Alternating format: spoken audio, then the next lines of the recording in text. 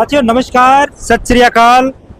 साथियों आपने एक नाम सुना होगा और वो नाम कोई आम नाम नहीं है, पूरा देश दुनिया में उसको जानते हैं। नाम संत रामपाल। कहने को कुछ गाने भी आए थे काफी समय पहले उनके कि पहले करो था धाम बसाया, फिर बरवाड़ा आन बसे, ऐसे कुछ गाने भी चले थे। और बरवाड़ा में जो उनका आश्रम था वहाँ बहुत विवाद हुआ। विवाद के बाद उनको जो है जेल भी हुई और आखिरी सांस तक बताया गया था जेल में उस टाइम के आखिरी सांस तक उनको जेल में रखा जाएगा। और उसमें उनके ऊपर केस हैं, कुछ केस भी है, अलग अलग बातें चलती आ रही हैं। लेकिन आज हम फिलहाल जो उनका धाम है धनाना में, सोनीपत जिले का गांव है धनाना, और आज उनकी प्रदर्शनी भी लगाई गई है और बगैर दहेज के शादियां भी करवाई जा रही है। क्या कुछ वो पूरी बातें हैं। लोगों के मन में विचार अलग अलग अपने अपने होते हैं। कोई कुछ कहता है, कोई कुछ कहता है, कोई उनको भगवान मानता है, कोई उनको रेपिस्ट मानता है। ये लोगों के अपने अपने विचार हैं। तो यहाँ भगत जी हमारे साथ हैं, उनसे बातचीत करेंगे उन तमाम बातों के ऊपर। जी नमस्कार। सत्साई जी।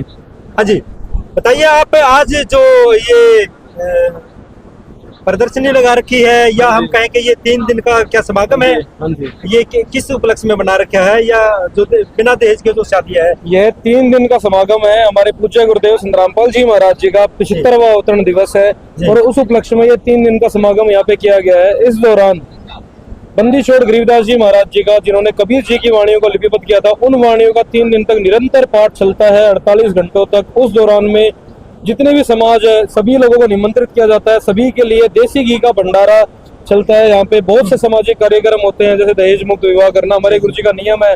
जो भी बहन बेटी नाम लेती है उनकी दहेज मुक्त विवाह होते हैं। समाज के कल्याण के कार्यों के लिए यहाँ पे आध्यात्मिक प्रदर्शनी भी लगाई जाती है ताकि लोगों को एक सतमार्ग मिले, सही ज्ञान मिले। देखिए ऐसा है, जब जब परम संत इस सृष्टि के अंदर आए हैं, जब जब सच्चाई का ज्ञान उन्होंने डंकी के चोट पे कहा है, तो आरोप लगना कोई बड़ी बात नहीं है। जैसा आपने अभी कहा, हमारे गुरुदेव जी के ऊपर बलात्कार का आज तक कोई भी आरोप नहीं लगा है। मैं आपकी पूरी मीडिया से प्रार्थना करता हूं कि इन चीजों को कृपया ना दोहराएं। ये चीजें ऐसा तो आरोप ही नहीं है, ये सिर्फ एक अफवाह है। तो फिर उनको आखिरी सांस तक जेल में मतलब रहने की क्यों सुनाई गई? आखिरी सांस तक जो फैसला सुनाया गया वो हिसार सेशन कोर्ट के माध्यम से सुनाया गया और वो फैसला FIR number 429, FIR number 430, 2 FIR के अंदर ये फैसला सुनाया गया, जो कि हिसार की सेशन कोर्ट में DR चालिया नाम के जज हुए। 3 दिन पहला फैसले से सिर्फ 3 दिन पहले वो आए, उन्होंने फैसला सुनाया। फैसला था क्या, किसके लिए सुनाया गया? कोई कंप्लेनेंट ही नहीं है इस केस के अंदर, कोई शिकायत करता ही नहीं है इस केस के अंदर। जब आप इस केस की तह तक जाओगे, जब इस सच्चाई को जानोगे, क्या कहते हैं, 6 लोगों की, 5 वृद्ध बड़े एडल्ट, 1 बच्चे की मृत्यु हुई सन 2014 के अंदर।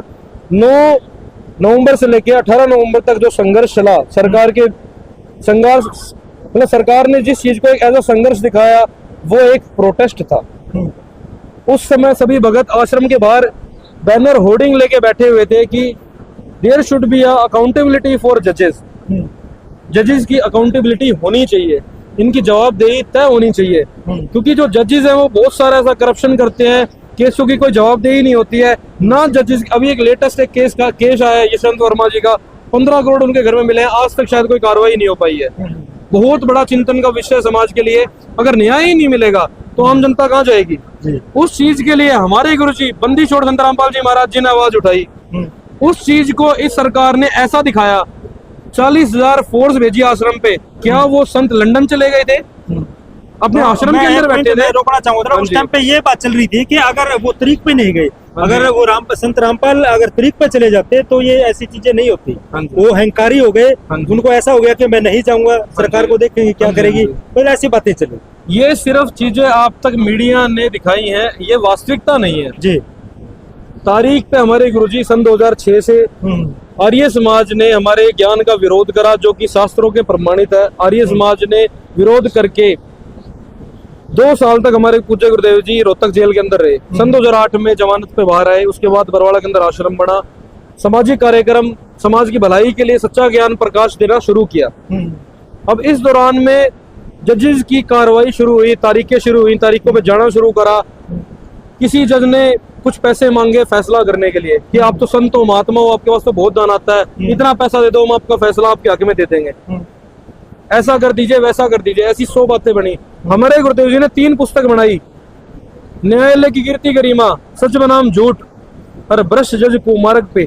सन 2011 के अंदर, सन 2012 के अंदर 2 लाख कॉपियां इन पुस्तकों की चंडीगढ़ के जितने भी जज हैं, ऑल इंडिया के जितने भी जज है, प्रशासनिक अधिकारी है, सबको बाय पोस्ट ये पुस्तकें भेजी गई।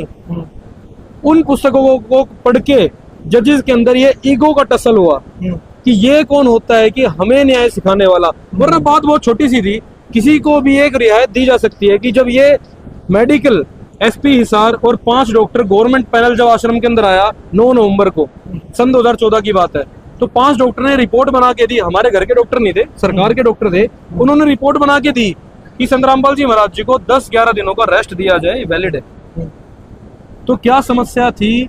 हाई कोर्ट उस चीज का वेट क्यों नहीं कर सकता था? क्या आज ऐसा और अन्य के केसेस में नहीं हो रहा है ऐसा? रामदेव हुए, पता नहीं कितने नॉन अवेलेबल वारंट निकल चुके हैं, आज तक सरकार अरेस्ट कर पाई है? जजेस ने कोई एक्शन लिया है? नहीं लिया है। लेकिन हमारे गुरुजी में ऐसा, उन्होंने ऐसा क्या देखा हमारे केस के अंदर कि उन्होंने हमारे मेडिकल को फाड़ के फेंका और ये बोला सुओ मोटो लगा के किसी कीमत पे इनको यहाँ खड़ा करो। क्यों? 40,000 फोर्स भेजने की क्या जरूरत थी? क्या ऐसा हुआ? 8 साल तक हमारे गुरुजी तारीख पे तारीख तो भुगत रहे थे। उस केस में भी आज हमारे गुरुजी सन 2020 में बाइज्जत बरी आ चुके हैं। सन 2006 के अंदर करोथा के अंदर जो मुकदमे लगे थे, 2 मुकदमे लगे थे, एक मर्डर का लगा था, एक जमीन की धोखाधड़ी का लगा था, दोनों मुकदमे में आज बरी आ चुके हैं। तो मतलब ये कार्रवाई तो बेबुनियाद है। जब 2006 के मुकदमे पे ही तो 2014 की कार्रवाई हुई, उन्हीं तारीखों को चलते हुए तो ये कार्रवाई हुई। जब उसी में ही बाइज्जत बरी आ गए तो इनका क्या